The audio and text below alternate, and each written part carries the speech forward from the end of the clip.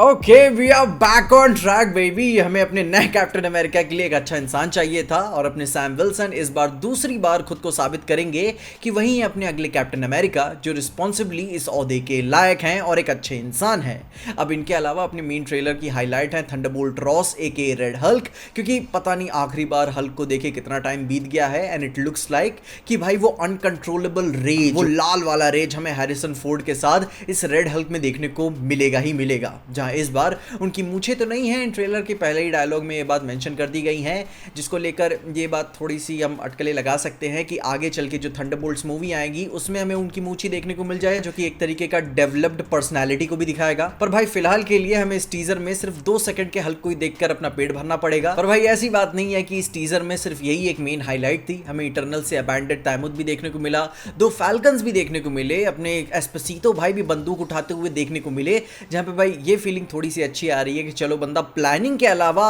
असली मामला अपने हाथ में ले रहा है। एंड जिस तरीके से वो पूरी गियर में गन्स के साथ वो ब्लास्ट करते हुए नजर आ रहे हैं, वो फील देता है कि भाई दिस टाइम मींस बिजनेस। जिसके ऊपर भाई अपनी कहानी में सबसे पहला इंटरेस्टिंग कॉन्फ्लिक्ट हमें टीजर में ये देखने को मिलता है कि एक अफ्रीकन अमेरिकन बंदा प्रेसिडेंट पे भाई हमला कर रहा है, जिसको लेकर अगर आप ध्यान दोगे तो भाई वो अपने कार्ल लुमली हैं, जो कि अपने कैरेक्टर इसाया ब्रैडली को प्ले कर रहे हैं, जिसको हमने आखिरी बार फाल्कन द विंटर सोल्जर में देखा हुआ था। एंड इनके कैरेक्टर डिस्क्रिप्शन के हिसाब से ये Korean war veteran super soldier तो हैं ही, जिन्हें कैद में रखकर 30 साल से एक्सपेरिमेंट किया गया था इनके ऊपर, और काफी बड़ा गिल्ट है इनके पास भी। और बकी की तरह ये भी ट्रिगर हो जाते हैं जब इन्हें कोई एक सर्टेन म्यूजिक सुनाई देता है। तो भाई वही मामला हुआ होगा इनके साथ। एक उम्र के साथ साथ आपकी सुनने की फ्रीक्वेंसी पिच बदलने लगती है, और अगर आपको कोई एक स्पेशल गाना सुनाया जाए एक स्पेशल फ्रीक्वेंसी की पिच पे, तो आप ही सुन पाओगे और बाकी लोग नहीं सुन पाएंगे। तो भाई ये हो सकता है कि अपनी आइसाया ब्रैडली को भाई मीटिंग के दौरान में वो गाना फिर से कहीं से किसी फ्रीक्वेंसी पे सुना दिया गया हो, एंड बैकग्राउंड में जीमो की तरह कोई उसे पीछे से बरगला दिया हो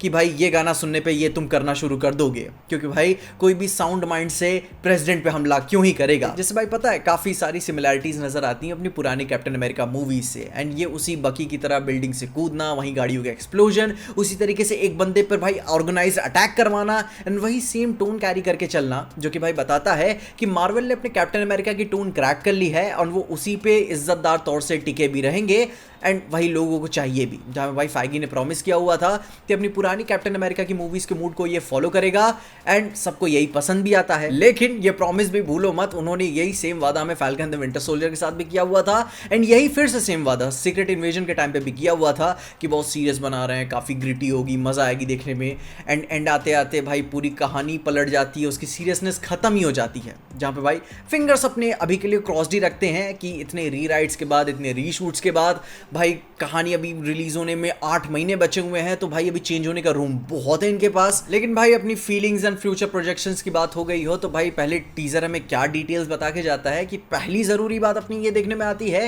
कि हमें 2 फाल्कन्स इसमें देखने को मिलते हैं। जहां भाई टीजर के एक शॉट में हमें 2 फाल्कन्स उड़ते हुए नजर आते हैं, जिसमें से एक तो भाई क्लियर तौर से अपना सैम विल्सन है कैप्टन अमेरिका वाले, पर अपना दूसरा किरदार है डैनी रेमेरेस, जो कि भाई वॉक इन तौर से कैरेक्टर को प्ले करेंगे, जो कि भाई अपनी सैम की फाल्कन की आइडेंटिटी को उठाएगा उसके कैप्टन अमेरिका बनने के बाद। मतलब कि भाई एमसीयू अपने फाल्कन वाले सुपर हीरो को ऐसा ही नहीं छोड़ देगा, उसे यहीं पर रिप्लेसमेंट दे रहा है, जैसे भाई हमें इस टीजर में सैम के साथ बहुत जगह घूमते हुए भी देख सकते हैं। एंड भाई उसके अलावा अपने इस कैरेक्टर का डिस्क्रिप्शन ये है कि वो फर्स्ट लेफ्टिनेंट है अपनी यूएस एयरफोर्स का, और सैम का काफी अच्छा दोस्त है। तो भाई इससे हमें ये भी बात पता चलती है कि may be just in case future में अपना ये फाल्कन भी नया कैप्टन अमेरिका बन सकता है, अगर मार्वल ने किसी औरत को कैप्टन अमेरिका नहीं बनाया। खैर अभी फाइनली मूवी के मेन विलन की बात करें तो भाई अपने Samuel Sterns also known as the leader, जिसको हमने 2008 की द इनक्रेडिबल हल्क मूवी में देखा था, वो हमें इसमें देखने को मिलने वाले हैं। उनका सिर्फ बैक शॉट ही दिखाया गया है, चेहरा बिल्कुल नहीं दिखाया है, वो उसे आई थिंक छुपा रहे हैं एटलीस्ट ट्रेलर के लिए। जो कि भाई यही थोड़ी इंटरेस्टिंग सी बात है कि the incredible Hulk movie MCU की होते हुए भी एमसीयू की मूवी नहीं है, मगर उसके same actor Tim Blake Nelson को भाई दोबारा से उस कैरेक्टर को प्ले करने के लिए उन्होंने वापस बुलाया है,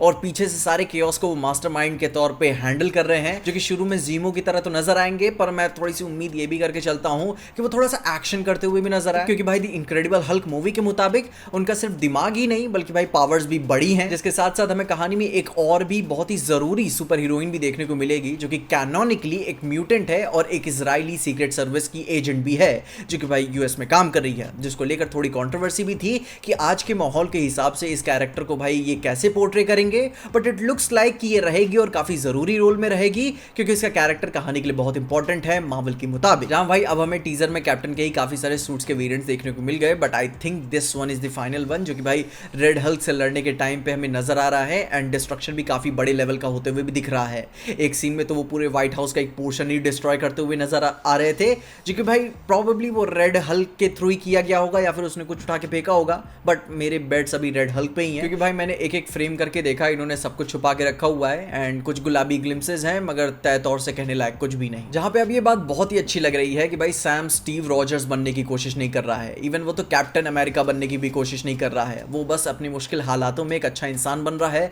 कि भाई रिस्पॉन्सिबल तौर से जिसके ऊपर लोग काउंट कर सके, और यही तो एक कैप्टन अमेरिका की खूबी हमें चाहिए थी। अब हैरिसन फोर्ड उसके आगे अपने प्रेसिडेंट होते हुए भी सुपर सोल्जर रेड हल्क वाली उनको चुल कैसे लगी वो तो भाई अपनी पिक्चर के लिए बात है, पर उससे ऊपर भी उनकी बेटी रॉस भी हमें इसमें देखने को मिलेगी अपनी सेम द इनक्रेडिबल हल्क वाली सेम एक्ट्रेस के साथ, जो कि भाई इस मूवी में एक सेलुलर बायोलॉजिस्ट है। एंड भाई अभी के लिए तो नहीं, बट आई थिंक वो फ्यूचर की हल्क वाली मूवीज में इनका एक साथ में रियूनियन तो करवाएंगे ही, और एक तय तौर से उन्हें एक फाइनल देंगे कि हाँ अपना लेके जाओ, अपना कुछ कपल वपल बनाओ साथ में जहाँ पे बाकी ओवरऑल मुझे ट्रेलर बहुत अच्छा लगा, देख के फील हो रहा है कि मार्वल अपने सीरियसनेस के साथ वापस ट्रैक पे तो आ चुका है, मगर फिर भी मैं इस मोमेंट पे बहुत ज्यादा सोचना नहीं चाहता, क्योंकि भाई मूवी को रिलीज होने में अभी 8 महीने बचे हुए हैं। ये अपने D23 में डाल सकते थे टीजर, अपने कॉमिक कॉन में डाल सकते थे, बहुत टाइम था, मगर अभी डालने था मे भी शायद इनके पास अभी कुछ और रिलीज करने का भी प्लान हो, हू नोस। मगर खैर मैं अभी के लिए तो चिल हूँ। बाकी तुम्हारे पास कोई थ्योरीज, डिटेल्स एंड इन्फो है तो कमेंट्स उसके बारे में जरूर बताना, मैं उनके बारे में नेक्स्ट वीडियो में जरूर से बात करना पसंद करूंगा। एंड तब तक के लिए भाई मैंने हिंदुस्तानी मूवी का रिव्यू भी किया हुआ है, जिसके लिए मेरी वाली वीडियो जरूर चेकआउट कर लेना, तुम्हें सारी इन्फॉर्मेशन मिल जाएगी। क्लासिक्स को भी रिव्यू करना मैंने शुरू कर दिया है कि देखते हैं कि क्या दोबारा से वो फीलिंग्स रिक्रिएट करती हैं। मगर तब तक के लिए अपनी इस टीजर के ऊपर ओपिनियन जरूर बताना और देखते रहना पीजे एक्सप्लेन।